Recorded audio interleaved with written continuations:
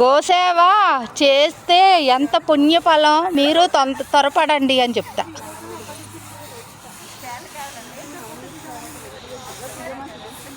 Hi అండి, పొద్దున్నే సేవకు వచ్చాము 5 గంటలకి. ఇక వెన్న చిలికాము, పాటలు పాడాము. ఇప్పుడు గోసేవ చేస్తున్నాము. ఇక అంతా శుభ్రం చేస్తున్నాము గోశాల. ఇదేండి నవనీత సేవ.